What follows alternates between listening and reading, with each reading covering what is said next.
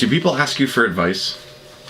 Sure. What's like a common thing that you've been asked What to should give I advice do? on? I found some advice columns, and I thought these three were specifically.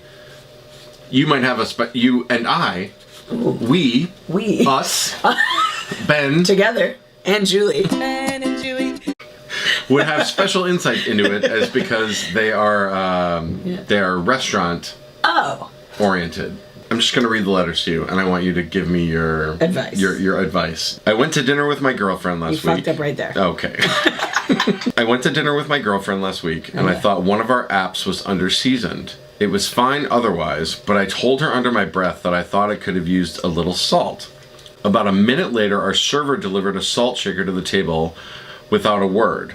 There was only a couple of bites left to use on it anyway, but what's worse, I felt eavesdropped on. I think if I really wanted some salt to be brought, I would have asked, and I didn't like the notion that the waitress was listening, especially when I purposely tried to lower my voice. Am I wrong to think this was an overstep? Assume we hear everything, because we do. Right. We know what you're saying. You know why? Because we're watching you, because that's literally our job. Listen, whatever you say in a restaurant is not safe. When you go to a restaurant to tell your girlfriends that you're cheating on your boyfriend, your server knows. Consider it done. Your server outed you. Consider it done. Done. Do you want some ranch on the side with that breakup? This one's a long one, so bear with me. Okay. My daughter and my son-in-law live an hour from us, and we always meet once a month or so at a midpoint restaurant for dinner. Sure. I've always enjoyed this time and thought it was a nice custom. Recently, I caught my son-in-law talking to our waiter and giving him an extra tip and saying something about how sorry he was for us. Uh-oh. The next day, I called my daughter to see what it was all about because my husband and I have very hurt feelings over the exchange. She told me she doesn't think my husband and I realize it, but our restaurant habits are not thoughtful. I demanded specifics, and she told me that we split an entree and order water only, so the bill is very low. She also said we're demanding of the waitstaff, which is especially bad because we aren't giving them much money to make up for it. I am insulted by this. I don't see how splitting an entree is rude. I also don't see why I shouldn't do whatever I want. That's the point of a restaurant, to serve the customers. The customer is always right. Well. My husband and I tip 10% for normal service, 15% for good service, and maybe 20% if they washed our car while we were eating something. Oh, I hate you. You're a fucking bitch. My daughter said she is sorry I overheard the exchange, but they didn't know what else to do. My husband and I don't feel like we are dining incorrectly, and that it's rude for my daughter and son-in-law to correct our behavior behind our backs. I don't want to meet up for dinner with them anymore, and I can't get over my bad feelings about this. Where do we go from here? Do you say, I'm never meeting with you for dinner again? Or do you...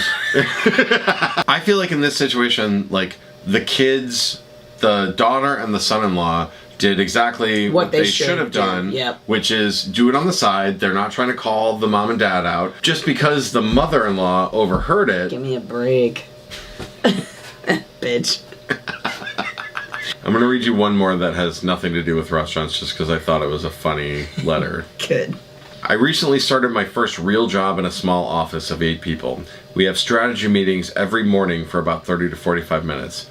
My boss is very intolerant of bad ideas. She keeps a tape dispenser on the table by her chair, and whenever someone suggests something that she thinks is dumb, she'll peel off a piece of tape and pass it to them, at which point they are required to put it over their mouths so they cannot contribute any more bad ideas for the rest of the meeting. Needless to say, the first time I saw this, I was shocked, but my coworkers don't seem fazed by it, or maybe they just don't want to complain. I'm not sure. My boss is kind of scary.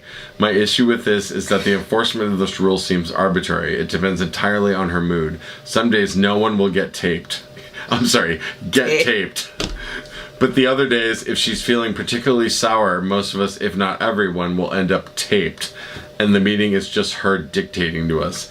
Is this normal? I'm never gonna get this off. No, you're... Damn, that would have been a good bit, too. God damn it. Nobody can get this tape. What the... This is trick tape. We hate that tape.